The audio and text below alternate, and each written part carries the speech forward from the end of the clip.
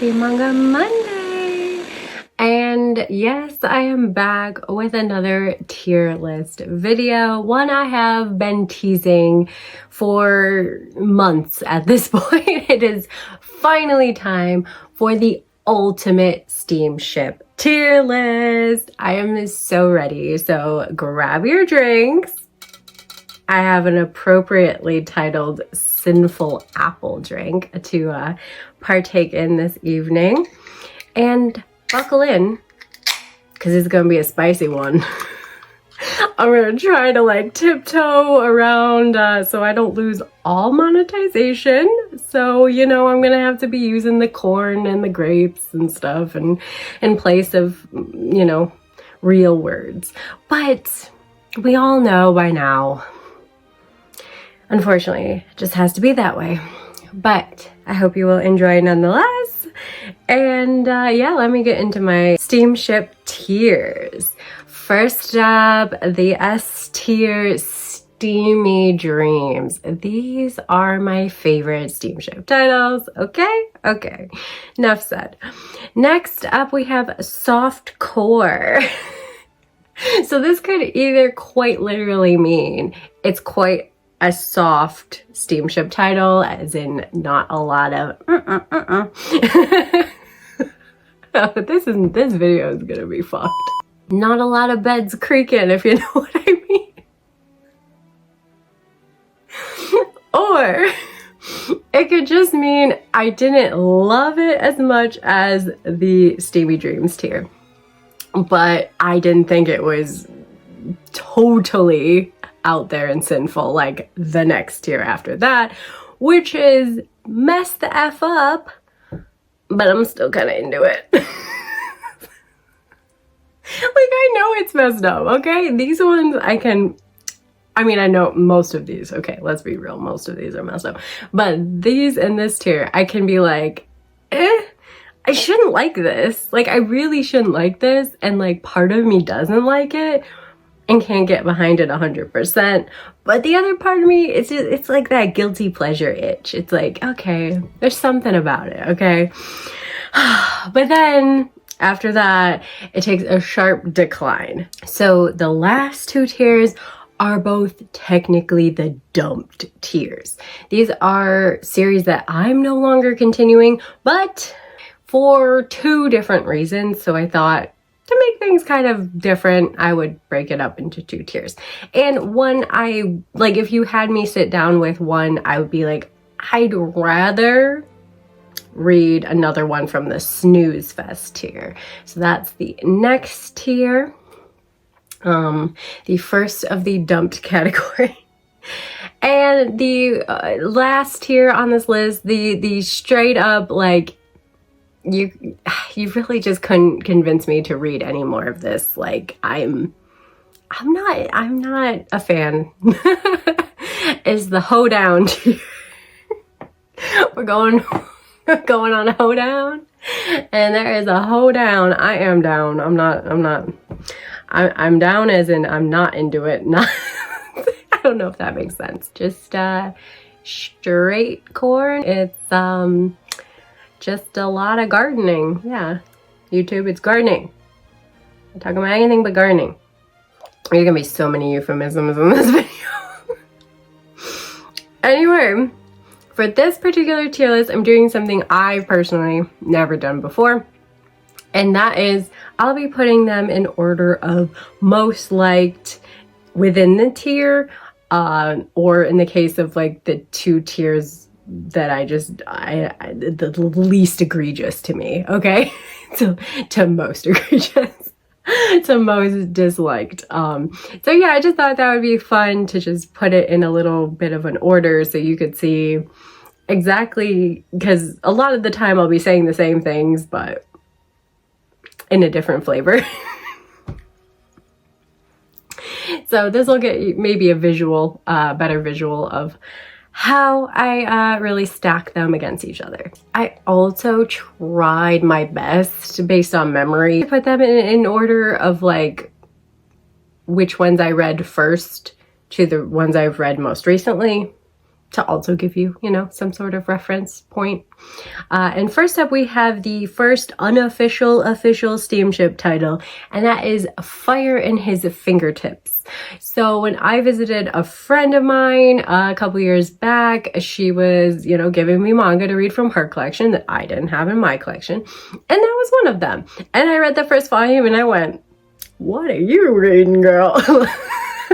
Little did I know, I'd be sat here doing a whole steamship tier list, so I definitely have no stones to be throwing in my glass house.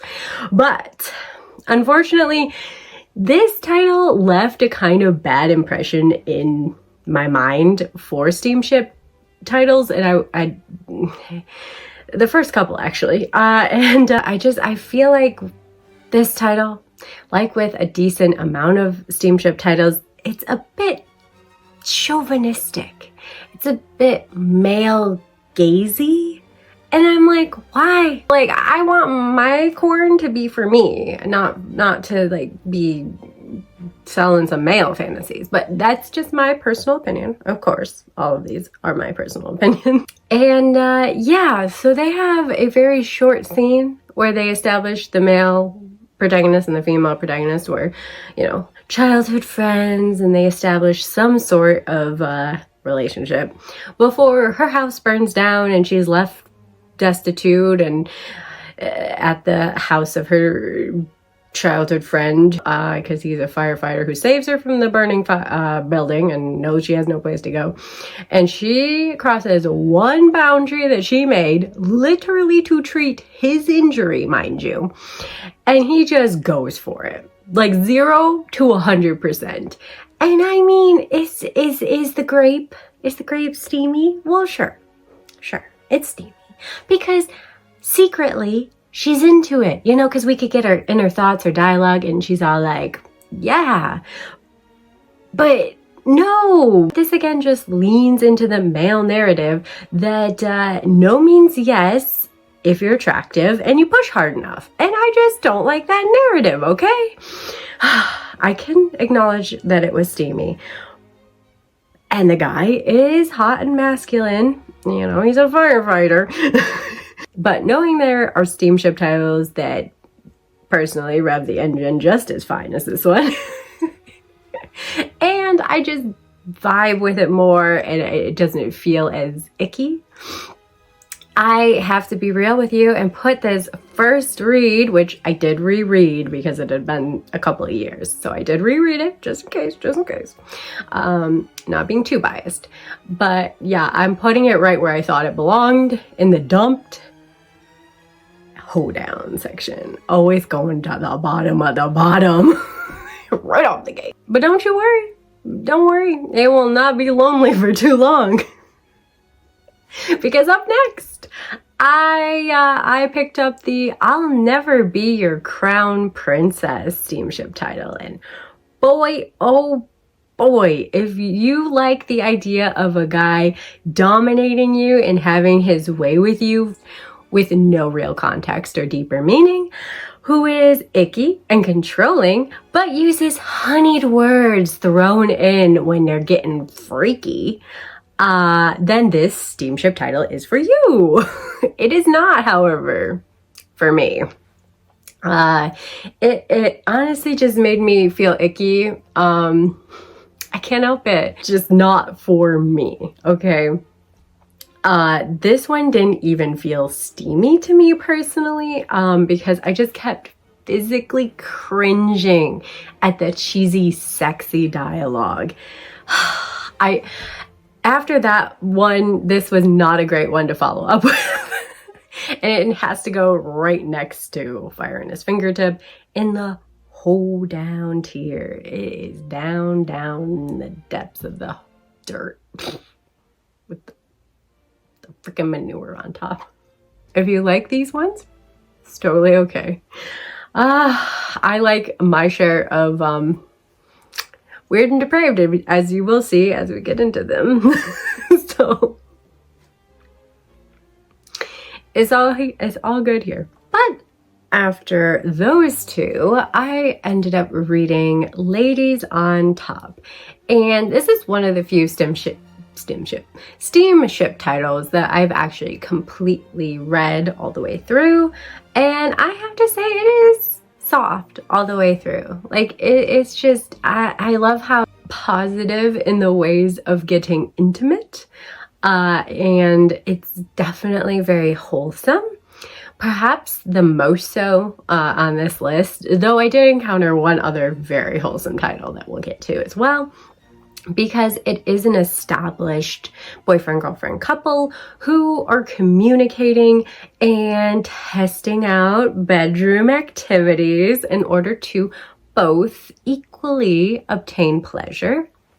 We love to see it. Equality in the bedroom, yes. And it's just completely sweet, and it's very S-positive. Yeah, so I can't say enough good things about this one. However, it just did not, it did not reach the super heights. So it has to land just below that in our first entry to softcore.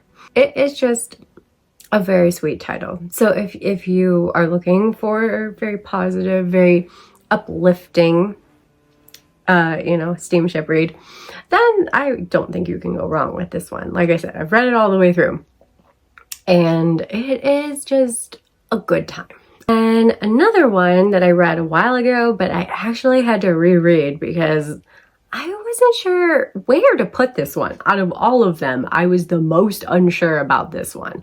And it is Game Between the Suits. Even after rereading it, I was like, where the hell do I put this one? I didn't like immediately get me going. I mean, I liked it enough, but things about it just didn't feel altogether, perfectly meshing. It's a bit of a rocky start. Things I liked, things I didn't like about it. But I love the concept of a workplace romance where they come up with this love game and, are trying to kind of get the other one to admit that they fell or something for the other. And it's a bit complicated, but it's got nice art, and the characters are quite hot, and yeah, I don't know. So I'm gonna put it in softcore as well, but definitely behind Ladies on Top, because this one was, I don't know, it was a mixed bag. But I don't feel like it deserves to be on the third tier either. So that's why I'm like struggling here, as you can see. But let's move on from that one to the last steamship of the bunch that I read way back for a steamship review video that I did probably like my first year of making videos. So I'm not putting it up here. I'm not recommending it. If you want to search through the anal if you want to search through the annals of my backlog videos, go for it. But I'm sure it's pretty shit, so I don't recommend it.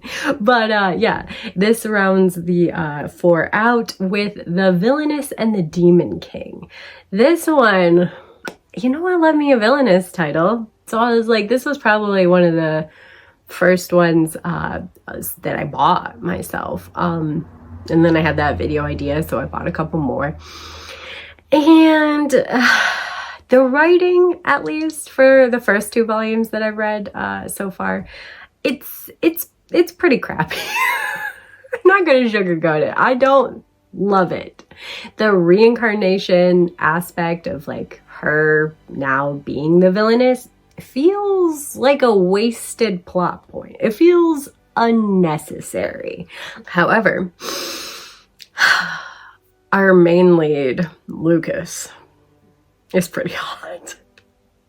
He runs hot and cold, and it's like, is it vastly different from the Crown Princess one that I absolutely loathed? No, not really. But yet this one works for me, and that one didn't. The 7 wonders of the world, ladies and gentlemen. Don't worry, there'll be at least 7 of them in this video because I cannot explain some things, okay? Some things just don't make sense in my brain. But I'm gonna have to put the villainess and the demon king in the is effed up, but I like it anyway tier, okay? It's just...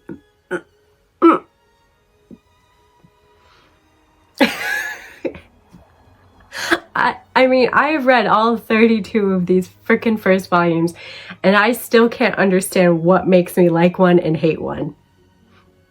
So I have to say, after doing that video and buying those Steamship series, and you know, not all of them were bad, but not any of them really was like, oh hell yeah. I honestly didn't buy Steamship titles for quite a while. I was a little put off, shall we say, until I had a friend. I had a friend who went, "Hey Zoe, I think you need to read this one. This one's really good. Read it." And I'm so glad I listened to them, because before you discard me, I shall have my way with you. Mwah. God damn, it's a masterpiece of smut. It's a goddamn, probably my top favorite of all time Steamship. Like, I'm gonna put it first for now, because clearly there's no other title to contend with.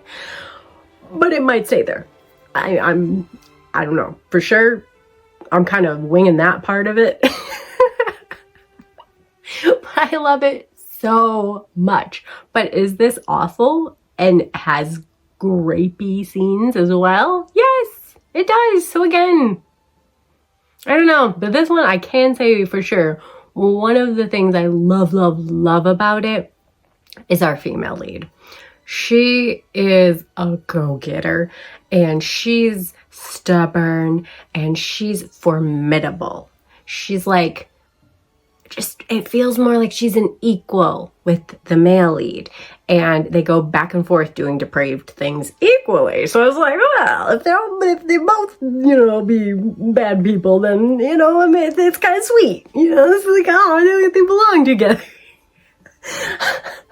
But I do still have to say, there are definitely triggers for non-con in this. And like I said, both sides. This isn't a cute, soft one like Ladies on Top, okay?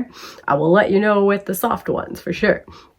But, oh my god, it is so interesting. The premise is actually, like, interesting. There's more going on than just, I want to bang you. And I just need a little bit more in my Steamship titles. Then I want to bang it, okay? And this gives that to me. It gives me like an intriguing political plot to kind of like misunderstandings. Nothing too crazy, but just enough. Just enough to get, just wet my whistle. That's, oh my god, it's so good. It's perfection for me. It's a recipe for perfection for me. Yeah, you do have to like dark and depraved smexy storylines though to enjoy this one. So yeah, I'll admit it, I'm a perv. Moving on. And we're back with a sweeter title. I told you I'd let you know when those pop up. And it's Healer for the Shadow Hero. So this one was really sweet. Like, it's definitely a little spicy for sure. But it's like, make it dirty, but make it really cutesy. Because we're following two like really sweet, really good people. And so the story just gives a very innocent vibe. It's not to say that's a bad thing, because, you know, the two main characters just have soft, cozy vibes. Like, the female lead is basically just talked into, you know, doing the deed with the male lead because her special magical power just happens to be super duper healing that can only be gotten by the nether regions. Why? Oh, because it's a Steamship title. Okay. Oh my gosh. Anyway, it could easily have felt more grapey. But our male lead is equally, like I said, cute, awkward with the arrangement, you know, easygoing. And he just doesn't rub me the wrong way. He's just like, yeah, I'm sorry you have to do this. Are you cool? Okay, cool. I mean, this is nice. shit, but like it's cute, I liked it. And there's no angst or pining as of yet, which it's like my one little like against it, but the spice is spicy with this one, and even though it was more mellow, so overall I really enjoyed it, and I'm gonna put it just after Ladies on Top, because I still think Ladies on Top is my favorite softcore for the moment, but we shall see. Next up we have one that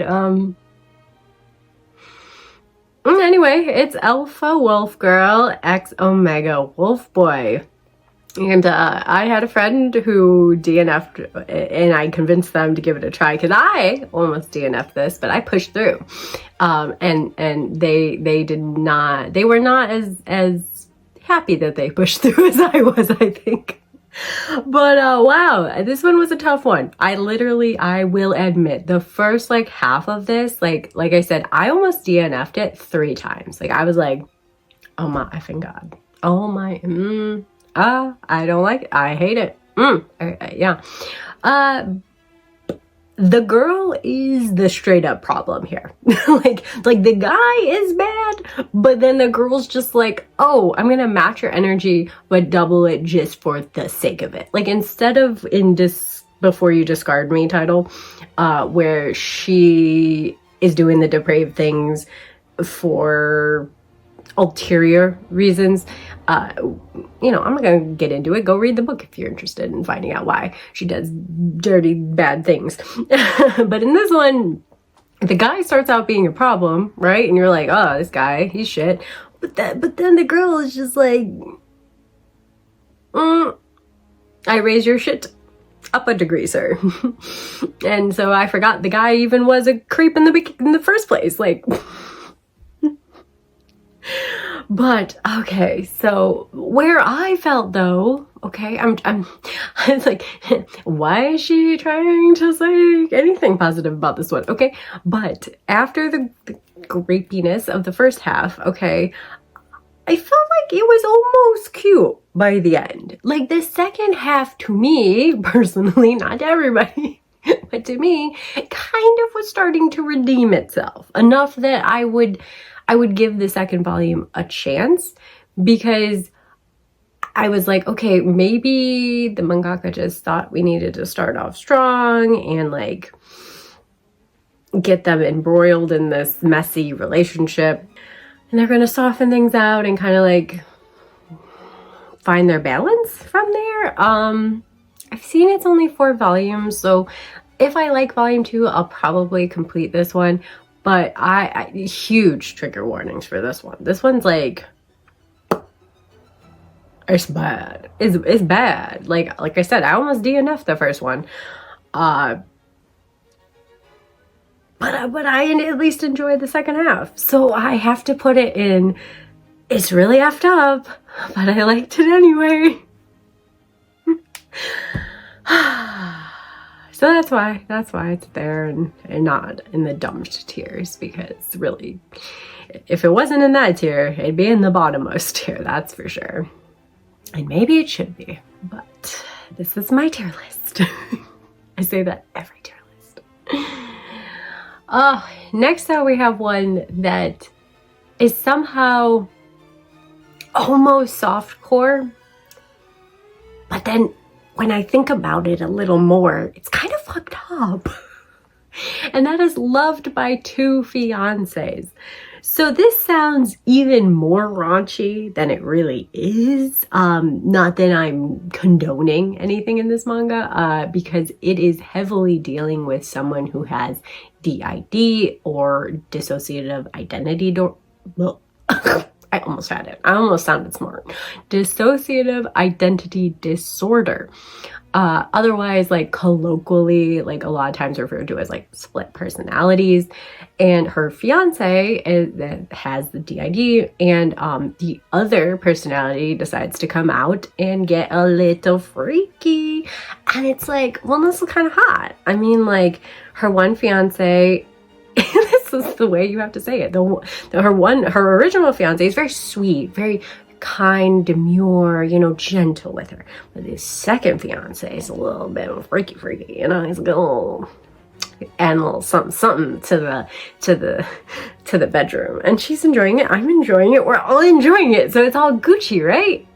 But then you're like, but no, because they're two different people at the end of the day, like two different personalities residing in one body, but distinct, and they don't always tend to remember what happens with the other. I'm not a psychologist by any means, so I don't exactly know how it works, but I know that that can be a real thing, that you don't even know what's happening when the other personality takes over.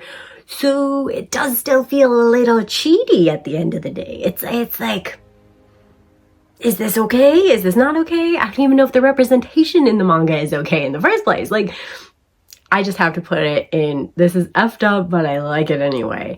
I honestly think it's pretty sweet, all things considered, but it's when I start actually thinking about the plot of it and the storyline, it's like, nah, this is really fucked up.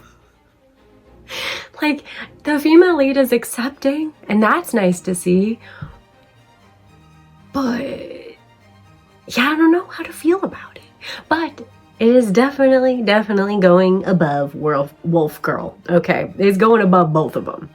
I hope you're all having a great time with this video. You know, thumbs up if you are. Next up is one of the, I think it's only two, like, standalone Steamship titles, which technically were 2 volumes, but they released it in an omnibus, which makes 0 sense because then they released another work, which I'm going to get to, that was released in 2 single volumes. So consistency, where is she? I don't know.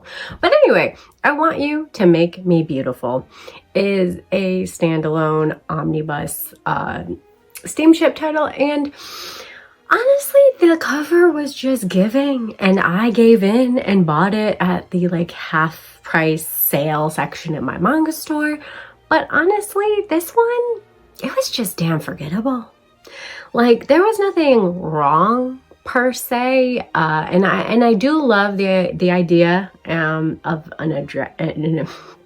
and I do love the idea of an androgynous male lead. Like, it was nice to have that contrast between like the usually more muscular, heteronormative presenting alpha male looking guy, I guess. You know, he was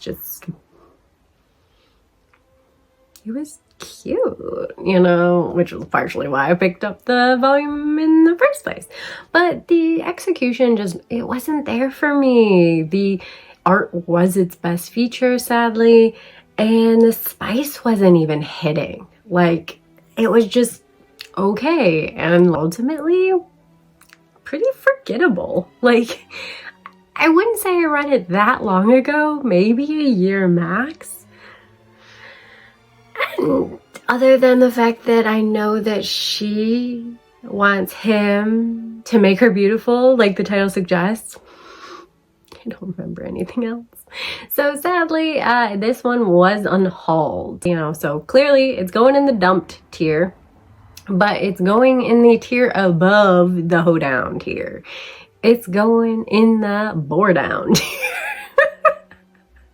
I should have named it the bore down tier, whatever. It's going in the snooze fest tier. I was aboard. Ya bored me. And next up we have another one that I pushed that pre-order. I actually pre-ordered this Steamship title because of that cover. My God, the best cover in the bunch by far. It's gotta be Guilty Smile. Look at this cover. Look at it. Look, it's so beautiful.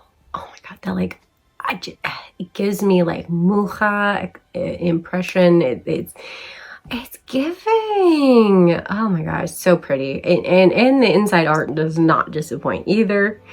And neither does the spice. But yeah, I knew from the cover there was a total cover buy, but I had to try this series, and luckily I was not let down.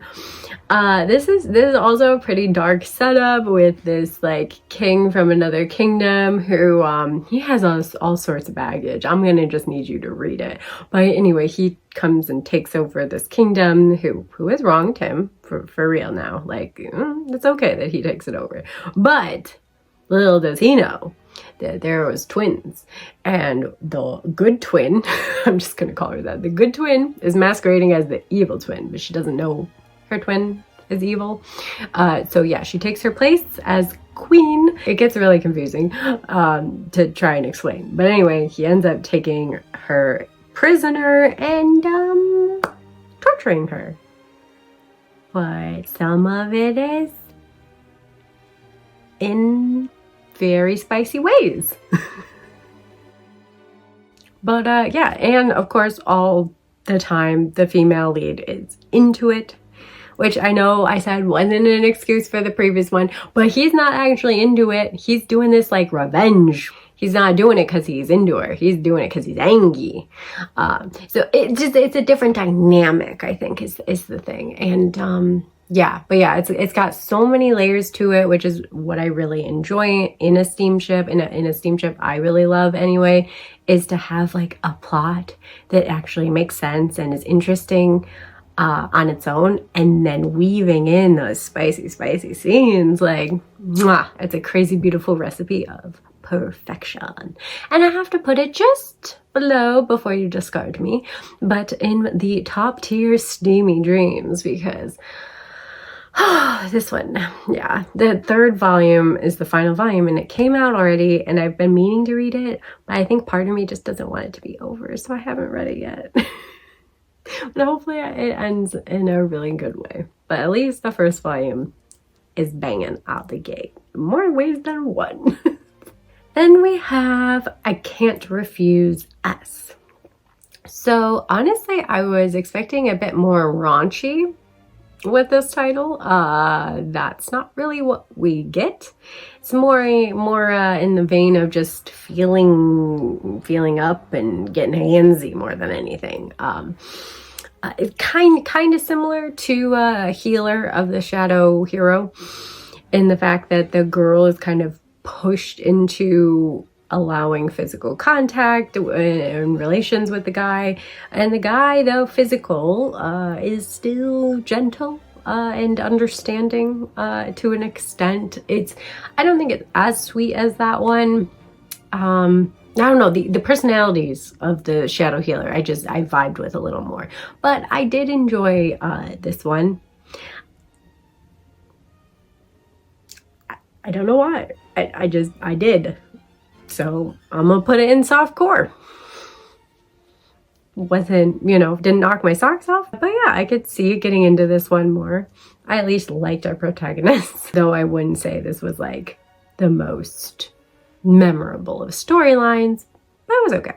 Our 13th steamship read, At Your Service in Another World. Again, kind of like with the villainous ones, I just kind of have to pick this one up because it's transported into another world. I'm all about those vibes and stories and yeah. But luckily, this one was pleasantly surprising. It made me smile. I liked the interactions between our female lead and male lead a lot more in this one. And this one is also kind of like in the vein of Shadow Healer, where she gets talked into doing some bedroom deeds for the male lead.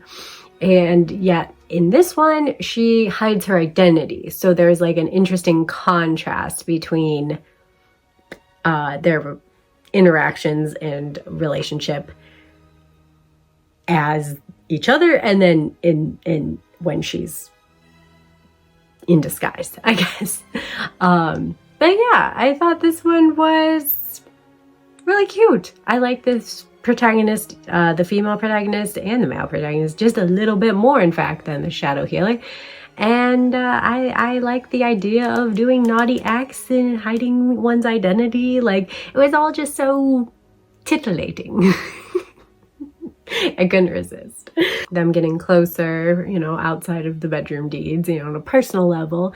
It was just all very cute. And so, yeah, I'm going to put this one behind Guilty Smile, but up in the Steamy Dreams tier. Yeah, but this is the one I was alluding to, that instead of making this one an omnibus, even though it's only 2 volumes, they released the 2 individual volumes. So I don't know. But it's a nice, short, sweet, concise read that doesn't drag on, and I appreciate that. I have finished this one, and I did enjoy the ending, you know? It wasn't like crazy, but I knew in 2 volumes it really couldn't be. So it was just predictably sweet. And then we have the Yakuza and his Omega.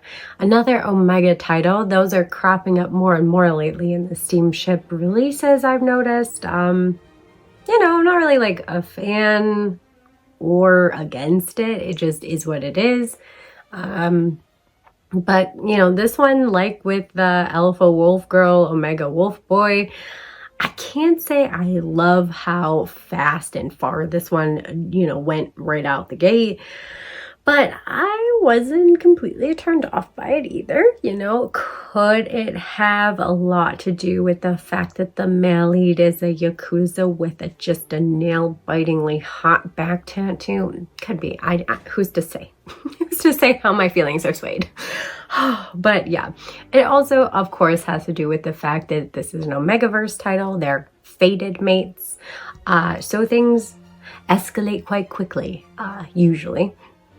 And I still think it's messed the F up, but I don't necessarily want to dump it for that reason. I think it's an acceptable level of debauchery and forceful lewdness. For me, anyway. And did I mention that that male lead is hot? Smoking hot. Yeah. Anyway, it's going in the messed F up tier, but I like it anyway. And it's gonna slide right behind Loved by Two Fiancés, but in front of the other 2 easily. A nice little sweet spot for it. And then we have another one that I just could not resist. And I did in fact pre-order as well, as Guilty Smile and a few others. And that is Don't Hold Back, Lord Hades. I just love me anything that has to do with Greek mythology, and especially Hades. I mean, I don't think I'm the only one. I know I'm not the only one. And on top of that, the cover was beautiful. The art inside is equally very nice. And yeah, it's a steamy retelling of Persephone, who in this one is a new, rather new goddess, and is tending to her garden and happens to make a connection with Lord Hades, who after being hit by Eros's arrow, realizes his burning desire for Sephi, as he likes to call her. She is admittedly taken aback by his sudden passion. But when she, you know, finds out, you know, what's going on, she's like, oh, yeah, I could totally be into you too, Hades. And it definitely doesn't shy away from them being into each other. That's for damn sure. But yeah, I like that there's this like meddling by Zeus in the background, and it definitely adds like a little plot element that, you know, I do enjoy. And honestly, the relationship with Persephone and Hades, like, even though Hades came on strong, he reined it in. You know, he had enough self-control, you know, and then Persephone was just a little bit of a freak herself, and they kind of work, you know, they're cute together. I wouldn't say this one made it to the top of the tier, however. It'll be comfortably residing in soft core. And I think it's gonna go just behind Ladies on Top, bumping everybody a little bit down. Because, yeah, the art, the Greek god and goddesses getting down and dirty, like, it's very nice. Very nice. You Will Become My Wife. So this is another standalone title, and quite a thin one, so I was a little nervous about it, but I really like the art, and I like the cold stoic guy, you know, even though they're engaged, and it does feel like in the beginning she's more into him than he is. He's just kind of like worried about her in his own way, and gotta get over himself, get out of his own way type of vibe. It's just like an awkward kindness, I'd say. And so overall, I did like it. But there was like this nagging feeling that something was like missing. Like it felt too much like we should already kind of know the world that we're in. And I most assuredly did not know the world that we were in. And I don't mean that as in like there was a lot of like world building. There's no fantasy elements to this one. It's just straight up real life romance. But it just, there's a way it was written. Like I should know a character that pops in or something. And sure enough, I get to the back and it tells me that this is a spin-off of Tonight You Will Become Mine. And that kind of pissed me off. Why would you acquire the rights and publish the spin-off before the main series, or is the first standalone at least? I don't know if it's a standalone or a series or whatever. I didn't look that deep into it. I just looked into it enough to know that it definitely didn't get published yet by Steamship, and so I am confusion. Like, make it make sense. That being the case, I, you know, like I said, I still enjoyed it. I enjoyed the writing. I like a cold stoic guy, like I mentioned. It was nothing amazing, but I think I'm going to keep it for now, especially if the original story gets published, and then I can see if I like it more or less because of that, with that, you know, addition. I don't know. So yeah, I am plopping it into softcore, but I'm going to put it all the way at the end. I wouldn't say it's very high up. You know, wouldn't be a Steamship title I'd be like recommending to all my friends, but it's not bad. It's not a bad read. It's got a little spice. It's got a little cuteness.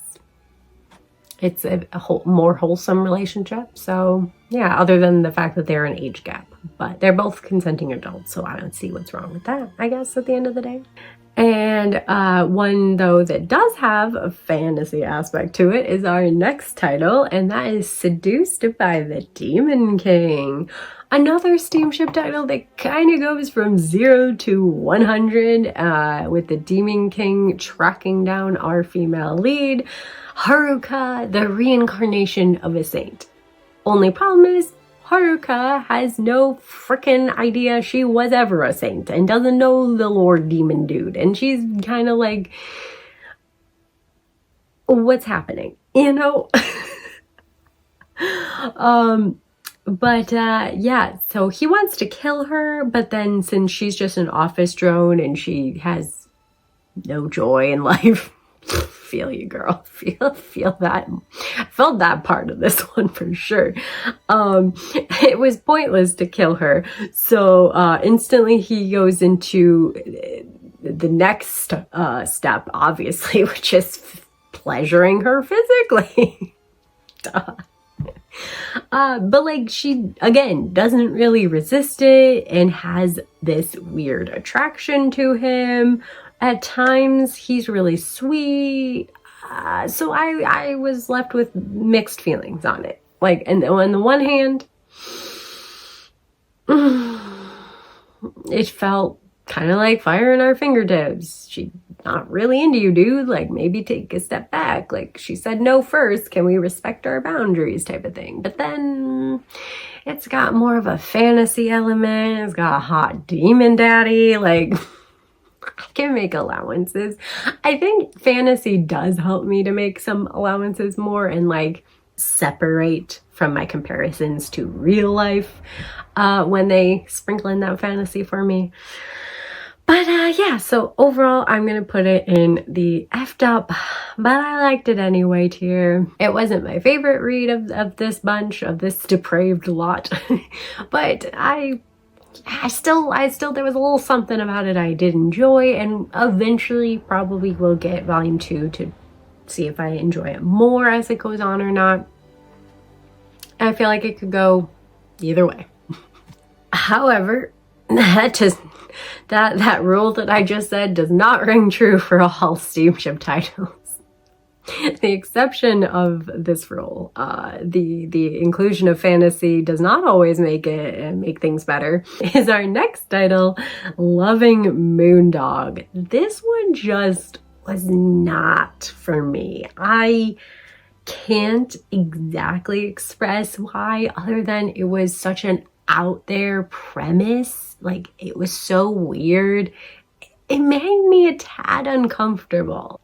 Because the guy can turn back and forth into a dog. And I couldn't really wrap my head around that. Like, why? Weird. I'm getting the ick. Like, it's, you know how like some titles give that light incest vibe? This gives light bestiality. Like, I'm not okay with this dude being a dog sometimes. But then again, I've read a BL where a guy was a wolf sometimes and then not. And I've read ones where they're straight up monsters and I'm more okay with it. Like, I don't know. Yeah, I think it's just more like I felt nothing for the guy himself. He like to push boundaries a lot and then just turn into a dog. Like, I'm just a puppy. I'm just a cute little doggy. Like, you can't kick me out. Like, ew, girl, kick him out. He's a gross perv. Like, he has no boundaries or no respect for your boundaries. And the girl really isn't much better. She's a dog groomer, so she's kind of a gullible pushover because he sometimes is a cute dog. And there's aspects that, like, yeah, it could work or could be interesting, but I just didn't care at all. Like, the spice wasn't spicy. There wasn't really barely any spice, which part of me was like, thank God. But then the other part of me was like, this is just boring as fuck. And that's exactly where I'm putting it because I have no desire to continue it. It's going in the "ya bored me" tier. This snooze fest. Ugh, such a snooze fest. But it is nowhere near as infuriating to me as this next title.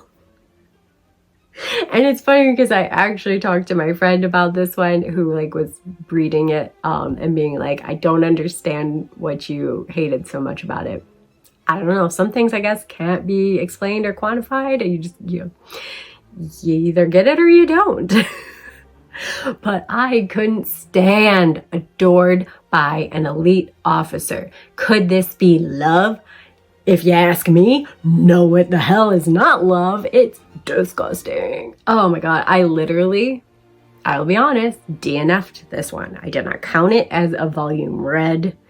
Like, if you follow me on Instagram, you will be like, it's interesting. I never saw you read that one. I kind of consider that I didn't read it. I read about a third of it to a half of it and then skimmed through the rest of it and was just like,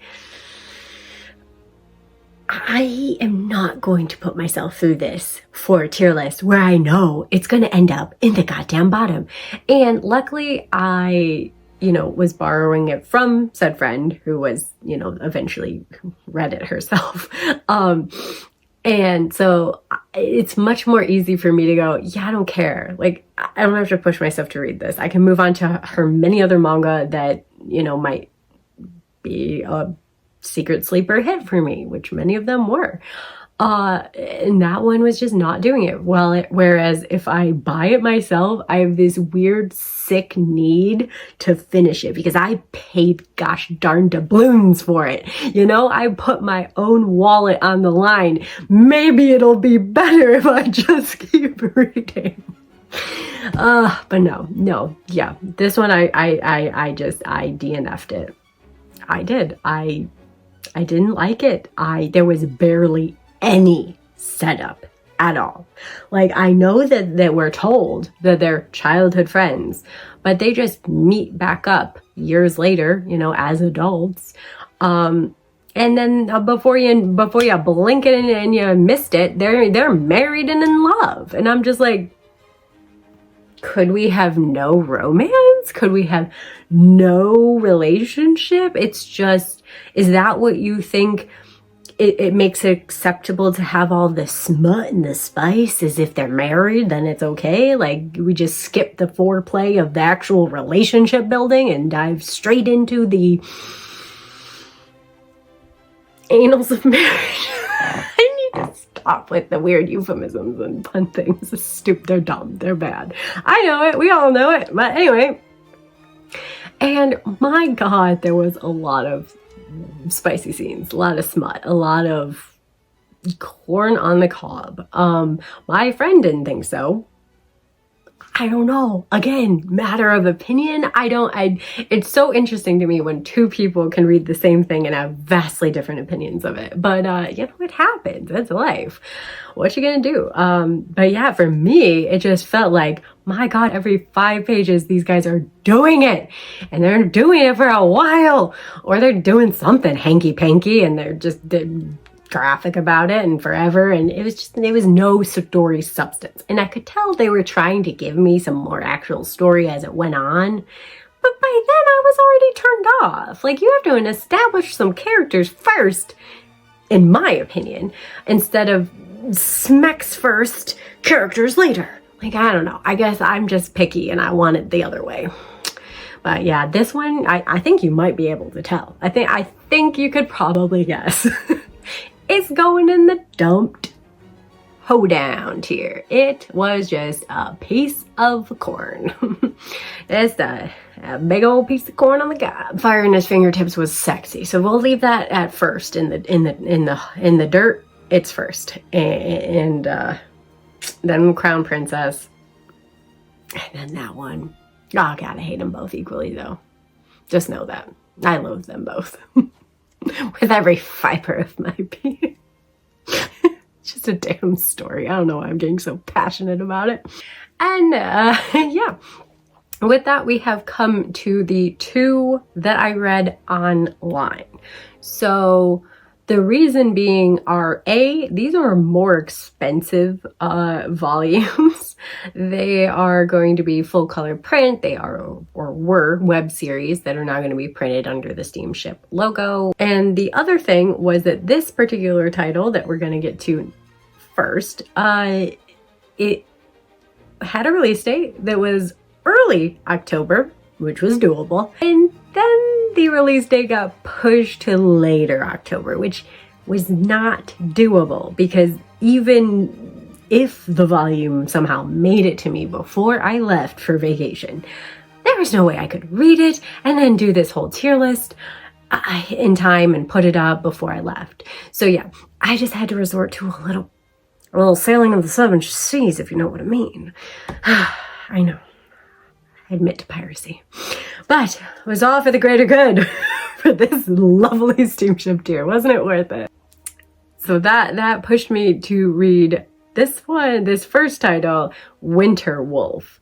And honestly, I was a little side-eyeing it. I was a little nervous, I'm not gonna lie. But I liked it. I liked the blend of drama, action, and intrigue of this noble girl being on the run after some kind of like revolution. We're not getting all the details of her backstory, but she's in a pickle, okay? She's trying to flee the country, and she ends up in this weird but very hot guy's manor who's supposed to smuggle her, you know, to her next destination, which was a boat, and, you know, that would get her out of the country. However, basically this last hot broker says they now have to wait because winter has made it like impossible for them to like get to the ships, let alone for the ships to sail. So they're just gonna have to wait in this big old creepy mansion, and there's wolves and ghosts and question mark on the ghosts and robbers. So, you know, there's tons of drama and mayhem, but don't worry, the hot steamy broker of your dreams will keep you safe and warm. Yes, okay, it is a bit over the top. It's a bit melodramatic mixed with cliche, but it's written well, and it gave me enough of that balance of story and steamy to keep me intrigued, even if I had to read it online, which sometimes it's a lot harder to keep my attention if I'm reading online. And I do think I read a little bit. It's hard to say exactly how many chapters are going to be in the web series. I don't know if it says it, but I read a good chunk of them, you know, so I think I at least covered the first volume, if not, you know, a little into the second.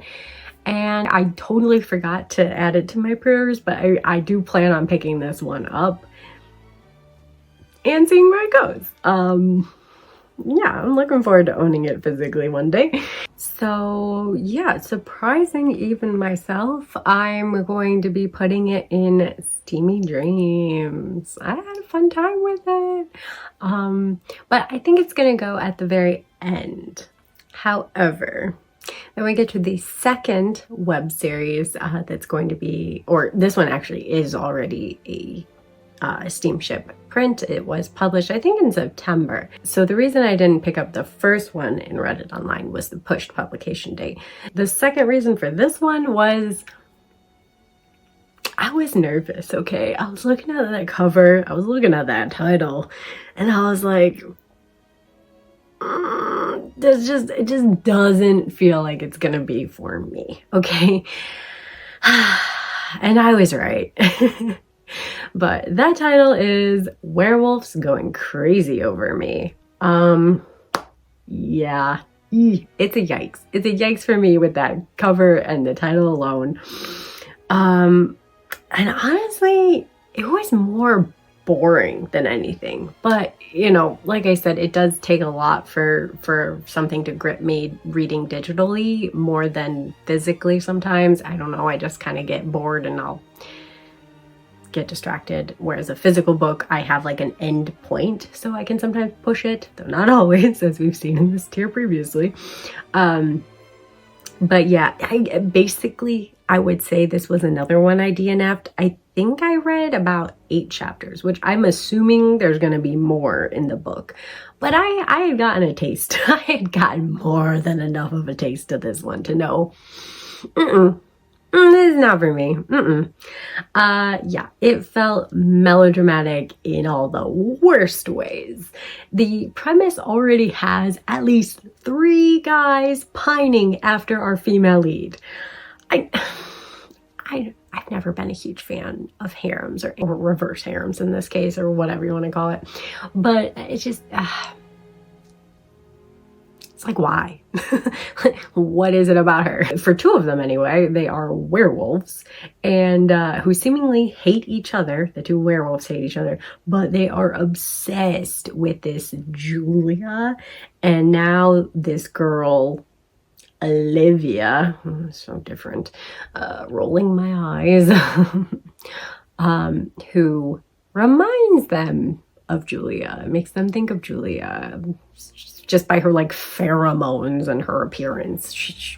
They're interested in her right off the bat. So yeah, go figure. It's the cherry on the proverbial cake. Everybody seems to be dealing with a heavy dose of traumatic backstories, and I don't know. You know, I guess if you like beefcakes with a side of soap opera fanfic drama vibes, and a heavy heaping of toxic werewolves slathered on, then you'll probably get a kick out of it. You'll probably really enjoy it.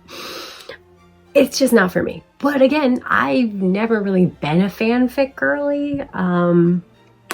I know it's almost like, I almost feel like it's like treasonous to say. To me, if it's not canon, I don't care, I guess. Not that I don't think there can't be really interesting and good fanfic out there.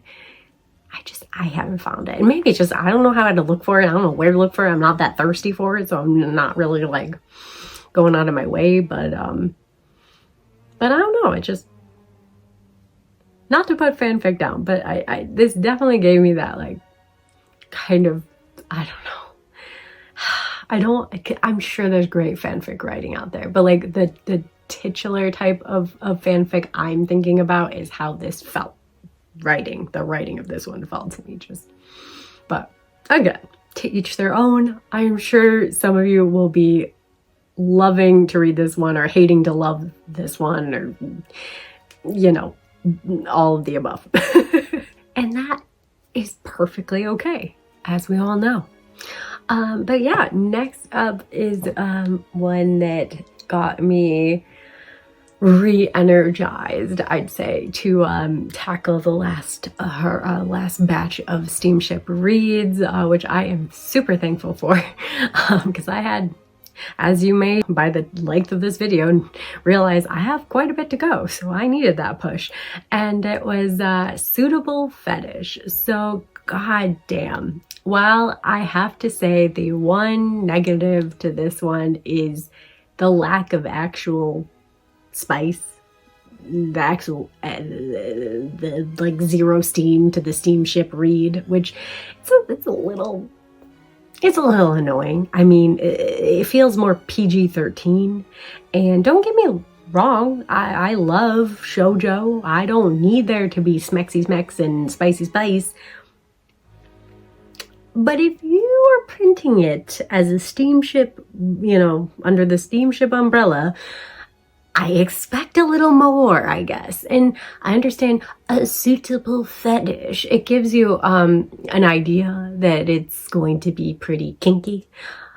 And yeah, I mean, everybody has a secret fetish, which is the reason I loved this one, is the unveiling of everybody's fetishes, and just unraveling the hidden layers of the characters. It's like, it's really well written. The characters are really enjoyable to me. And yeah, I have to put it in Steamy Dreams, even though I struggled, because it definitely vibes more like a softcore read for sure. But yeah, I'm putting it in Steamy Dreams anyway, because I really loved it. I actually have read all 4 volumes that are currently out now. Initially, like, I wrote in my notes that, like, I'm especially fine with volume 1 not having much steam in it, and like building some, you know, into showing us some more steamy stuff when as it goes on. But that just doesn't seem to be the case either, because I'm 4 volumes deep and no steam to be had.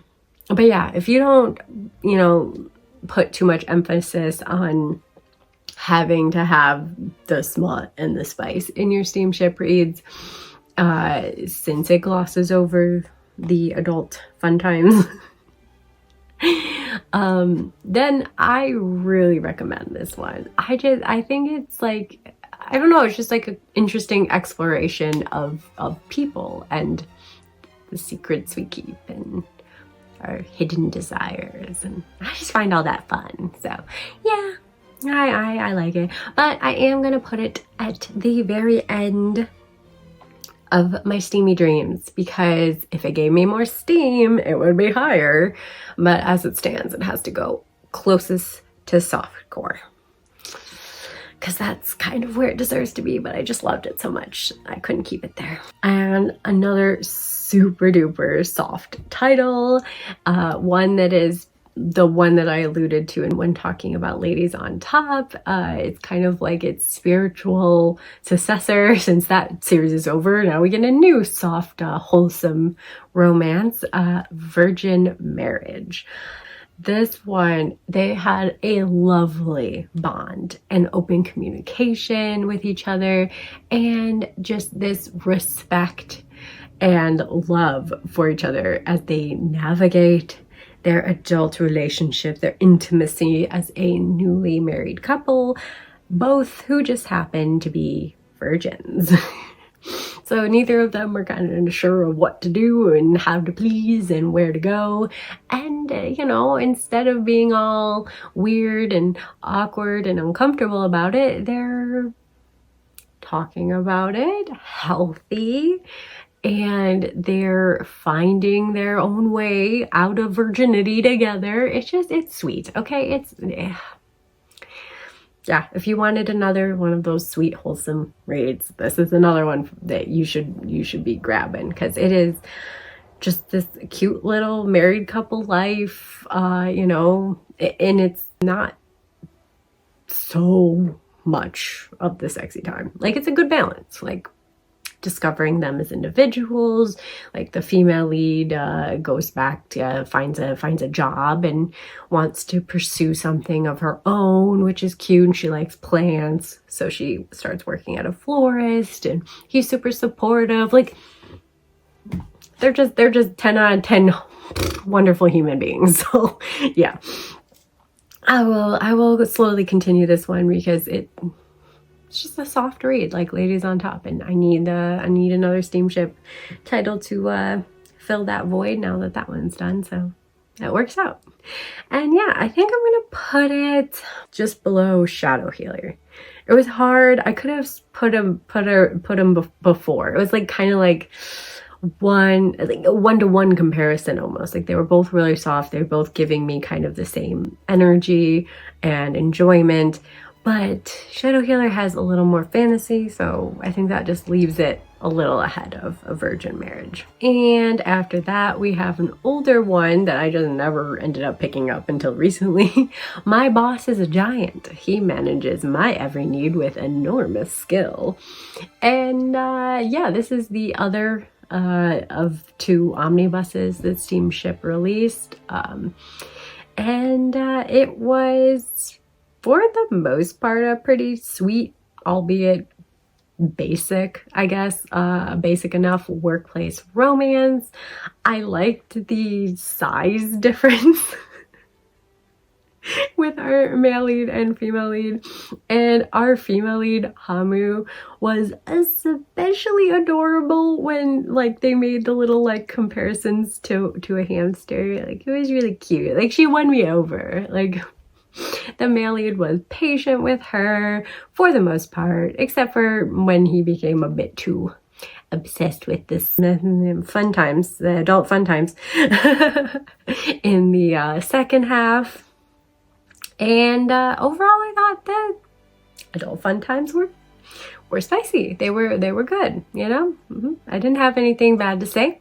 Nothing spectacular or different or new, but enjoyable. And I like that Hamu didn't just want to quit her job, you know, and be a housewife. Like, she liked it. And I like that little bit. Like, I have to say, like, I really liked Hamu, our female lead. I think she's the reason I liked this one as much as I did. I just vibed with her, that she's so cute. It was her. I'm gonna be putting My Boss is a Giant in the softcore.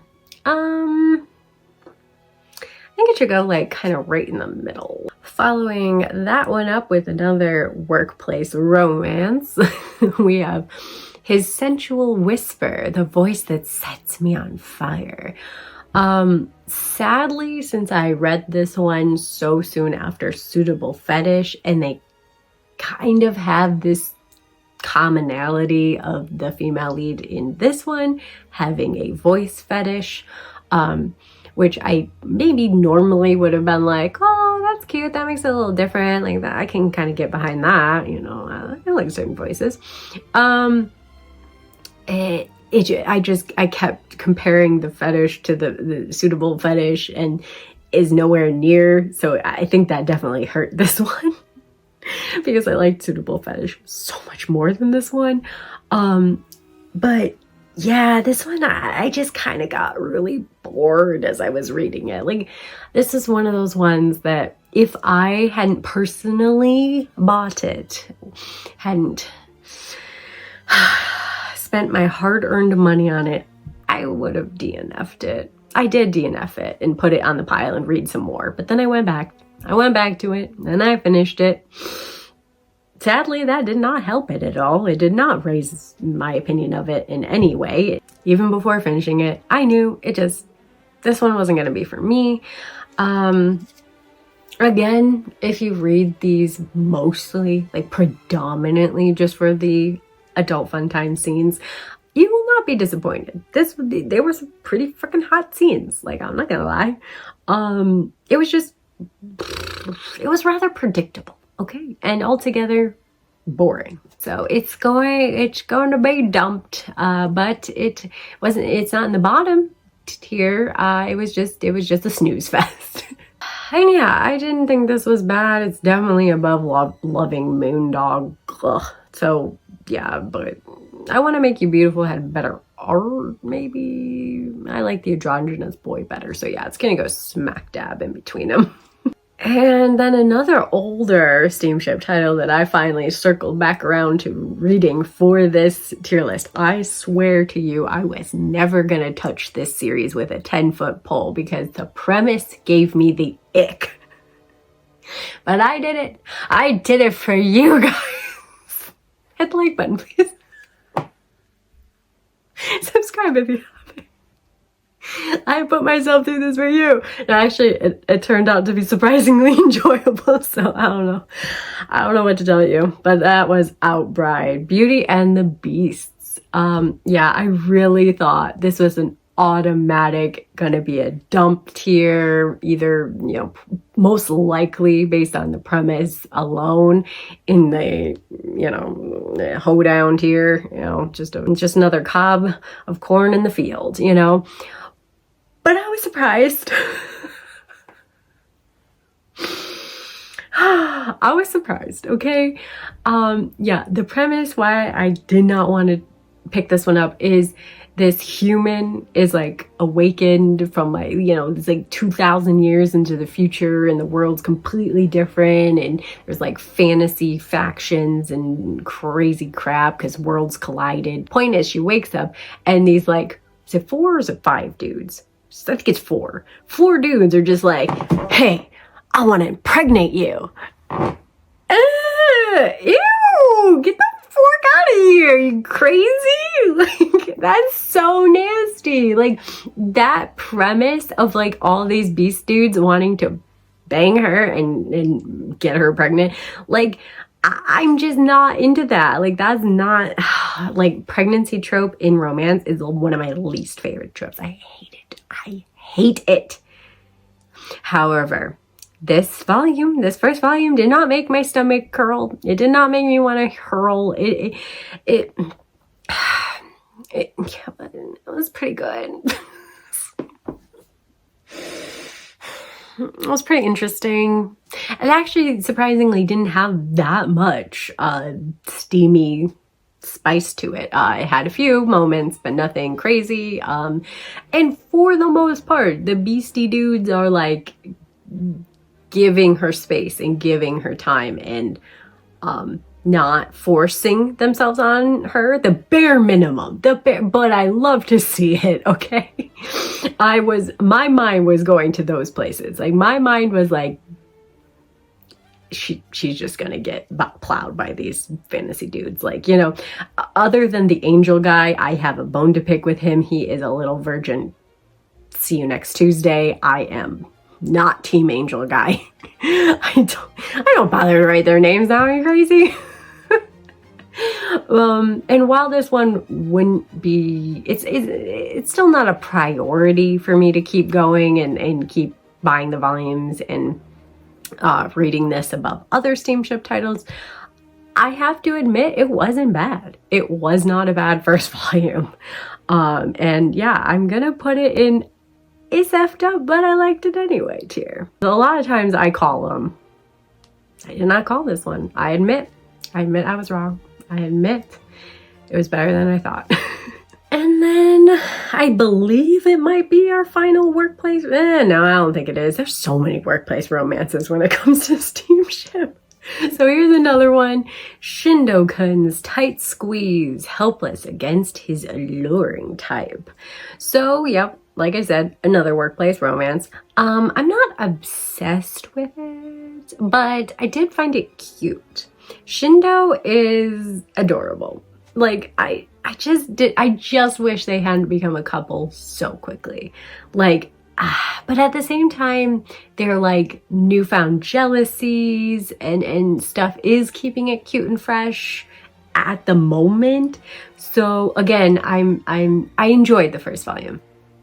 And I also appreciated the more varied adult fun time play and the anatomically correct in-depth look at the bits. They did not shy away from showing you all the naughty bits. I have never seen it in a Steamship, and I respect it. You're gonna give me the goods, give me the goods. Moving right along to Revenge Mrs. Wrong. So I picked up volume 1 and volume 2 on the half price sale rack. It gets me all the time at my manga store, okay? It entices me. But honestly, I had bought it impulse buy, and then it just sat on my shelf forever. Like, I was just like, I don't know. I'm intimidated by it. I feel like it's gonna be pretty, like, bad. You know, like, I was just feeling like it was gonna be bad. But damn, though it does have like this very Fatal Attraction vibe, which I'm not a fan of Fatal Attraction, like those type of movies. Like, not a fan. This premise is there's twin sisters who look identical, and the one, Mitsuki, is super used to getting everything she wants, and even goes so far as to use her sister, Tsukiko, as her stand-in with her own fiance, doing like wedding prep shit. And lo and behold, Tsukiko falls for Mitsuki, whatever the hell her name is, his fiance. Like, who would have seen it? Oh, snap. It's a crazy town in here. Like, and of course, Fatal Attraction vibes. She's not letting him go without a fight. And oh my God, the things these sisters, not even girls, just their literal twin sisters do to each other. Wow. They are both the absolute worst garbage women. Like, they use and abuse each other, and this has tons of trigger warnings, all the trigger warnings, so, you know, be careful with this one. But at the same time, I'm very curious to see where it goes from here. Like, I already have volume 2, so I mean, I guess I might as well, you know, check it out. But it's just, oh my God, like, because at first you wanna sympathize and empathize with Tsukiko, because like she's been, you know, kind of put down by her sister, her family all her life. Like, she's like the kind of lesser twin, and you feel bad for her. But then you can't feel bad for her when she does shit. But then Mitsuki comes back with even worse shit, and you're just like, I had my jaw on the floor the whole volume. And that wasn't necessarily a bad thing.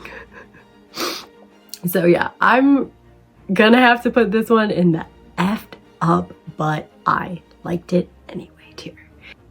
My God, is this effed up, but it's tantalizing. It's addicting. Like, I get why people like Fatal Attraction. It just never appeals to me, but then, yeah. Anyway, we're almost done. Moving on. We got Sex Drive. So God, I love the cover of this one. I had high hopes for this one. Maybe that was the problem, is I had too high of hopes for it. I wanted more from it. More build-up, more something. I don't know where to go from here. The second volume is apparently following a completely different couple. So I almost am tempted to pick it up, because I'm like, well, maybe I'll like this second couple more than I like this, because I still like the art. I liked the vibe it was going for. I just didn't like these characters. I didn't think they romantically meshed. Didn't feel the chemistry that they so clearly felt.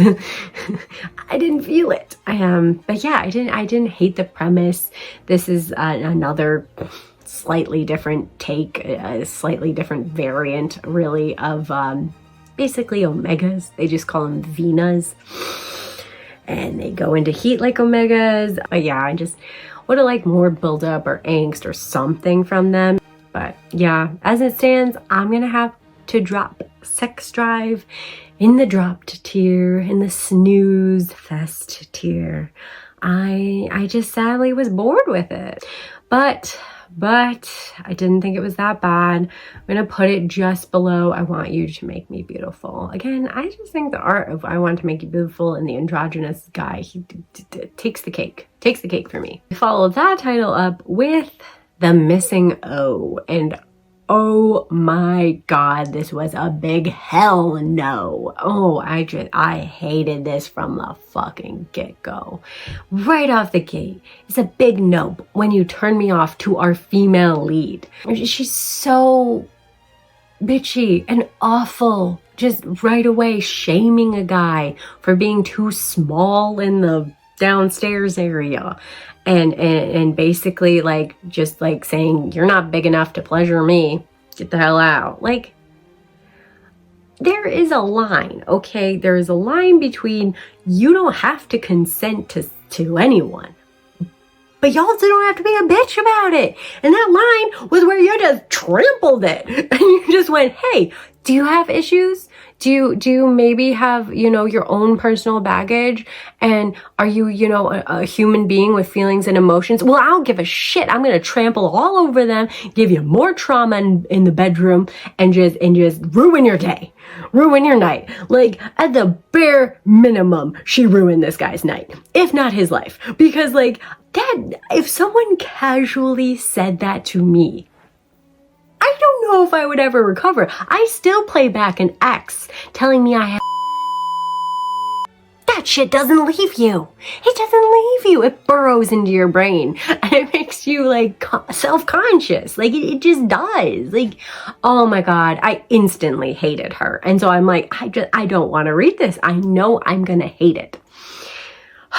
But I toughed it out, guys. I toughed it out because I was curious to see if it could do something where it redeemed itself, or like I warmed up to her, you know, she just had a bad night, maybe. No, she's just a bitch. But guess what? Curveball. Everybody sucks in this one. Everybody is an asshole. Everybody. The clingy guy that won't take no for an answer. The fucking boss that she's working for that is clearly the guy she's hung up on. Sorry to spoil things. I haven't read the second volume. I don't know if that's the case, but it sure as hell feels like it because it's so stupid. It's so predictable. It's so... if it's not him that she's been pining over for 7 years, I will suck my big toe. I'll do. I don't know why I came up with that. But I did. So prove me wrong in the comments if you've read on for The Missing O, which I don't know why you would, but if you have, and the boss that she's working for at the bar isn't the guy she's been pining over, that she forgot his face after their drunken best one night stand of her life, I will suck my big toe on camera. No, I will not. I lied. I just didn't know how else to prove that I would have sucked my big toe. I don't want to be a liar. I'm not showing my feet on camera. Like that, let's be realistic. We know who's out there. The pervs. They're even worse than me. Feet pervs. Oh my God. But yeah, this one was just all around awful. This wins for overall everybody sucks award. This wins for just the most detestable characters ever put to a steamship volume. Like, you won. I don't think you wanted that award, but you won it. The second to last steamship read was slightly better.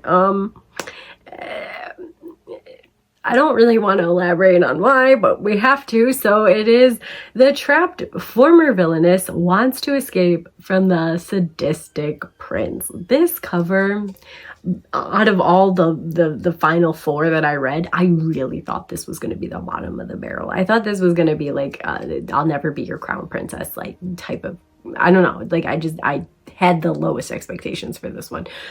And honestly, out of the last four, this is the one that I like the best. And it's not saying a lot because it's a doozy, okay? I shouldn't like it. This is about a girl who gets reincarnated into an 18+ Otome game as the villainess. And she's basically R-worded repeatedly by her husband, the sadistic prince, you know? I mean, technically they're married, but she's not her anymore, so what he's doing is non-consensual, and even if they were married, if she didn't want it, it'd be non-consensual. So it's all sorts of messed up. But he thinks that she has amnesia in the beginning of this volume, and so to cure her amnesia, he's like reenacting things, but she doesn't have amnesia. She's a whole other person, and she can't really, like, she doesn't want to say that, so it's just kind of like, either way, she doesn't want it. So it's no, it's a no, it's a no. It also has so much adult fun time scenes, like too much. And they're basically all non-con. But god damn it, I just like sadists. I don't want to open my mouth. I don't want to enunciate it. Okay, if you heard it, you heard it. I'm not going into depth about it. I'm just leaving it at that. I'm just leaving it at that. And it's going to go right before. Oh, goddamn. Should it go after? Oh, which is worse? Which is worse? Oh my god. It might surpass Alpha Wolfgirl. I think it needs to. I think it's worse. I think it's the most fucked up title that I actually still enjoy. So it's effed up. But I still enjoy it. But it's barely hanging on. It shouldn't. I should dump it. It's terrible. It's terrible.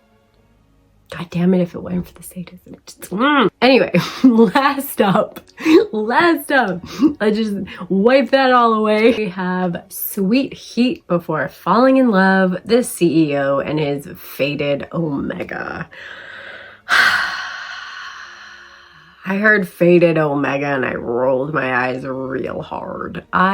This is just proving my point of why I don't really like Omegaverse. I cannot say I'm a fan of Omegaverse titles because the whole fated partners thing is such BS to me. It's just not my romance trope style. I don't like fated partners. I had high hopes for the first third of this story. It actually tricked me because this story starts out so like sweet and trying to be like, no, like I don't want to just be in a relationship because I'm an Omega and you're an Alpha. And I'm like, yes, get to know each other. Like that's what she wants. She wants the Alpha to actually love her for her, not because, again, they're this hidden gender or whatever thing, second gender, whatever it's called. And it's like, yes, yes, yes. And then it's an immediate 180 switcheroo.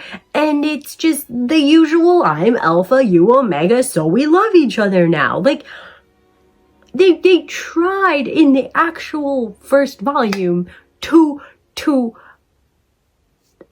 subvert this, and instead they plowed right into the trope, like right into it. They're like, subversion who? Like, no, that was just me being quirky. I wanted this all along. I wanted to be like every other Omegaverse title. Because I really like Omegaverses when it does subvert those things, when I really get a feel for the people as people and characters and their relationship as people and not just this undesirable lust.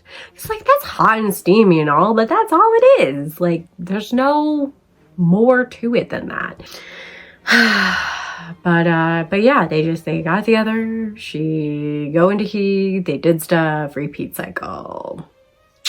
And yeah, this one actually annoyed me, not just bored me. Yet I don't think it was as much of a full-on corn on the cob vibe. But I'm gonna put it at the very end of the you bored me snooze fest tier. Like at the very end. You tried something. You almost made me have hope. And then you snatched it back. And that's where we have to end it. On that sour note. But that was the last Steamship title that I conquered for this Steamship tier list. And so that's where I wanted to end things. It just worked out that way. But yeah. So let me know in the comments below, of course, do you agree with where I put these Steamship reads? Do you disagree? totally understandable and fair if you do. Just be respectful in the comments. That's all I ask. And yeah, do you have any desire to check out any of these Steamship titles that you haven't already checked out? Because that'd be interesting to know as well. I know romance isn't for everyone that watches my channel, so sorry if this wasn't a video for you. Hopefully next time. And until then, bye! Don't forget to like and subscribe.